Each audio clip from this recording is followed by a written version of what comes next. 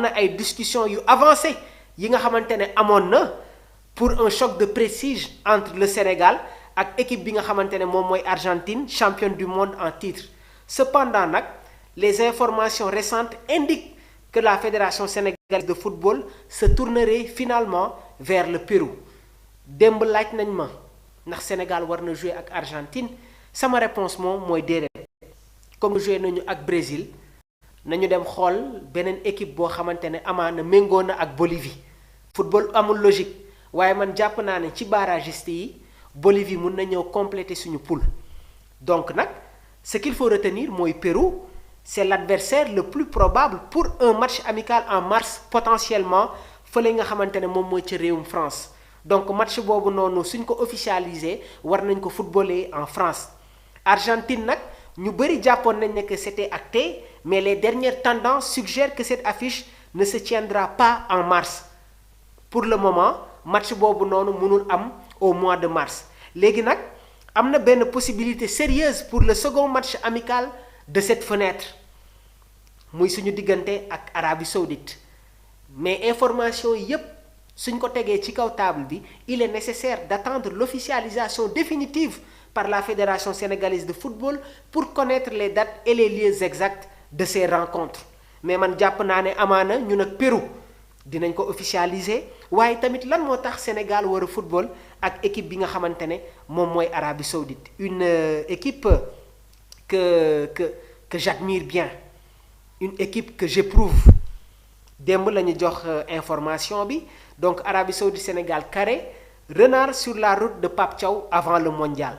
donc mu nekk tamit une information bi nga xamante ne di sport relayé nañ ko donc à un peu plus de 4 mois du coup d'envoi de la Coupe du Monde 2026 le Sénégal peaufine sa préparation à toute vitesse selon Afrique Foot un accord est en passe d'être scellé pour un match amical face à l'Arabie Saoudite quelque part aux États-Unis entre le 5 et le 9 juin juste avant de plonger dans l'arène mondiale bu ñu fàtte ne tamit Sénégal war na football ak États-Unis waaye nag bile confrontation ça promet donc une confrontation qui promet d'être tout sauf ordinaire le Français au lien fort avec le pays de la Teranga face à Pape Bouna Thiaw le maître à jouer des Lions ah oui Pape Bouna Thiaw gars yi comme ni ma ko waxee woon temps yëpp c'est un grand technicien c'est un fin fond technicien léegi nag mooy Arabie Saoudite seen entraîneur Hervé Renard la Coupe du Monde 2022 bu ñu fàtte ni que Arabie Saoudite premier match am mi ngi ko footballoon ak l'Albi Céleste Arabie Saoudite moo gagné woon Argentine bu Lionel Messi mais dañuy dellu si waat tuuti retour en 2002 l'Arabie Saoudite avant-dernier obstacle avant le début du mondial contre la France les Sénégalais s'étaient inclinés 3-2 à Riyad une défaite amère mais riche d'enseignements 2 semaines plus tard les Lions avaient créé la surprise en battant la France 1-0 championne du monde inscrivant leur nom dans la légende et voilà qu'on se prépare pour une nouvelle rencontre cette fois war nañ ko footballer fële ci États-Unis à East Rutherford près de New York donc date bi nga xamante ne moom laa leen jox donc le décor est planté pour un remake de l'exploit ou une revanche épique contre les vice-champions voilà donc du monde donc mu nekk yi tamit toujours ay informations yi nga xamante ne ñi ngi leen koy toppal donc Sénégal war a jouer ak équipe bi nga xamante ne moom mooy France le 16 juin le décor est planté pour un remake de l'exploit ou une revanche épique contre les vice-champions du monde vice-champion du monde France la ñoom ñoo finalu woon ak Argentine gagné woon leen waaye France ci boobu les rencontres réussiroon nañu li nga xamante ne amaana moom mooy remontada bi égaliser Argentine bi ñu demee prolongation bi on se rappelle de l'occasion ratée par Randal Kolo Muani mu nekk tamit image boo xamante ne ba tey c'est gravé dans sa mémoire et le joueur veut se racheter donc si cette amicale est confirmée les Lions fraîchement couronnés champions d'Afrique 2025 dinañu am un programme dense déjà ils ont programmé un match contre les États-Unis ñu war ko football le 31 mai à Charlotte pour peaufiner li nga xamante ne nag moom mooy leur préparation donc en perspective la rigueur tactique de Pape Bouna Thiaw à l'épreuve du génie psychologique ki nga xamante ne moom mooy Hervé Renard Pape Bouna Thiaw dañ koy souhaiter un joyeux anniversaire démb gis nañu image yi gis nañu vidéo yi le grand technicien donc on approuve actuellement schéma bi nga xamante ne la structuration bi nga xamante ne mi ngi koy def ci équipe bi waaye nag suñu waree critiquer dinañ critiquer mais pour le moment le technicien est en train de montrer de très belles choses donc Hervé Renard 57 ans n'est pas un entraîneur comme les autres c'est un entraîneur qui est respecté gannaaw ba mu defee ay exploits moom moo soulevé woon la CAN 2012 avec la Zambie puis la Côte d'Ivoire en 2015 mais son vrai atout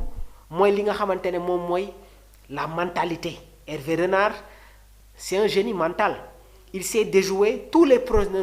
pronostics jouer avec la pression et retourner la situation à son avantage ñi ngi fàttaliku bi muy yor Zambie dafa créer woon la surprise avec la Zambie il avait notamment infligé une défaite surprise aux Lions alors sous Amara Traoré lors de la première journée de la CAN 2012 et ce qui rend cette rencontre encore plus piquante c'est la connexion particulière de Hervé Renard avec le Sénégal moom soxnaam fii la nekk une propriété dans la région un attachement profond son nom a été évoqué à de nombreuses reprises pour prendre la tête de la sélection sénégalaise une perspective qui faisait saliver les supporters ndax bi ñu ne Aliou Cissé dem na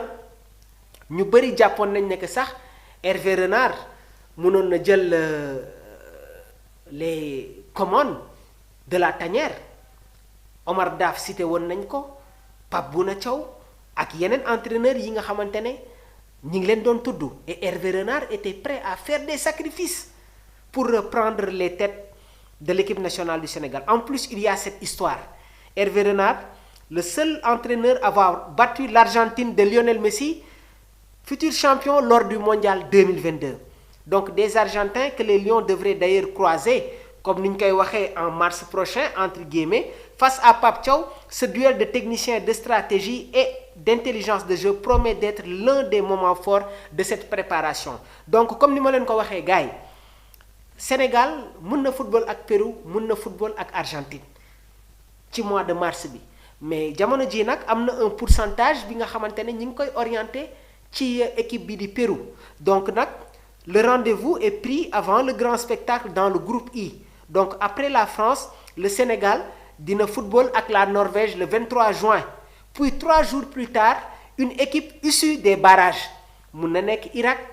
mun na nekk Bolivie mun na nekk Suriname mais man Bolivie laa gën a yaakaar c'est pas par coïncidence ñu xëy rek gis ne Sénégal mi ngi football war na football ak équipe bi nga xamante ne moom mooy Pérou bu ñu fàtte ni avant le Brésil Coupe du Monde 2018 lors du dernier match de poule Sénégal joué woon na ak Colombie moo ñu éliminé woon on se rappelle du but de Yerimina après nag Sénégal joué na ak Brésil mais daf siy baax tamit équipe bi ñuy dem di frotter wu aux équipes sud-américaines c'est très important parce que nag gars yi foofu rythme bi danse na tuuti Omar je pense que mun nga ma afficher le numéro de téléphone donc 77 259 46 95 voilà comme ça ñu permettre aux internautes ñoom itamit ñu dugg ci bile émission laataa ñu ñëw sur les renforts de Pape Bouna Thiaw question bi nga xamante ne bëgg naa ko poser suñu internautes yi mooy ñi ngi wax Andy Diouf ñi ngi wax Bamba Dieng waaye tamit am na beneen jeune boo xamante ne mi ngi football ci équipe bi di Club Brugge dans le championnat belge muy Diakhoum muy le jeune Diakhoum nekk un excentré xam naa ne rek rapidement dañ leen di jox li nga xamante ne moom mooy les détails les informations concernant ce jeune joueur là moom it équipe bi nga xamante ne moom mooy Mali ñi ngi koy solliciter donc le jeune talent de 20 ans du Club Brugge Mamadou Diakhoum moom jot na réaffirmer son désir de représenter le Sénégal pays de sa mère le choix du cœur pour Diakhoum il s'agit d'honorer son identité et son attachement familial léegi nag il y a eu une réaction malienne malgré sa décision la fédération malienne ñi ngi continuer de revendiquer le joueur un contexte tendu que certains supporters trouvent ironique mentionnant le cas inverse de joueurs sénégalais évoluant pour le Mali au final mun naa jàpp ne que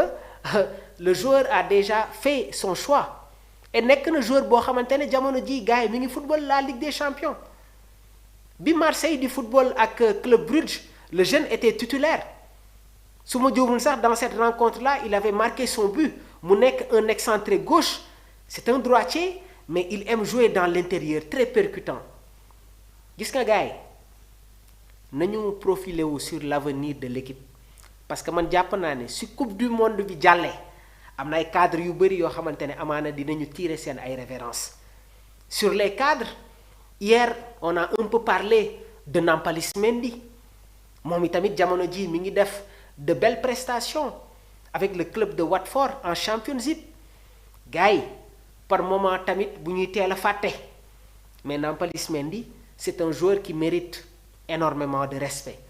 joué na OGC Nice joué na Monaco joué na Leicester City football na RC Lens jamono ji mi ngi football fële nga xamante ne moom mooy Watford sa dernière convocation bërki démb la Sénégal bi muy football ak Mauritanie Pape Thiaw dugal na ko fii ci stade Abdoulaye Wade bu Diamniadio donc si il est régulier xam nga yàgg naa leen wax ne leen équipe nationale moom porte d'entrée la ak porte sortie soo fa duggee yaay liggéey lu la fay toogloo waaye tamit soo fa génnee yow yaay liggéeyaat li nga xamante ne moom moo lay dellu si mais lors de notre sacre en 2021 Nampalys Mendy nous a donné énormément de satisfaction dans la récupération dans le box-to-box waaye tamit sa capacité à se projeter rapidement léegi nag ce qu'il faut savoir mooy jamono ji la concurrence est un peu compliquée au niveau du milieu de terrain on a Idrissa Gana Gueye au poste de sentinelle Pathé Ciss Mamadou Lamine Camara d'autres joueurs yi nga xamante ne ñi ngi xeex pour am une place dans l'équipe mais nag buñ ne Nampalys Mendy du ñëwaat ci biir équipe bi buñ ne déedéet kenn du wax loolu parce que nag football par moment du am logique mais gis nañ ne que actuellement ni mi ngi performer et il a même reçu les éloges de son entraîneur bi nekk Watford donc c'est un mérite c'est un joueur qui mérite énormément de respect parce que nag il nous a donné satisfaction et il a eu le courage de venir représenter l'équipe nationale du Sénégal parce qu'il est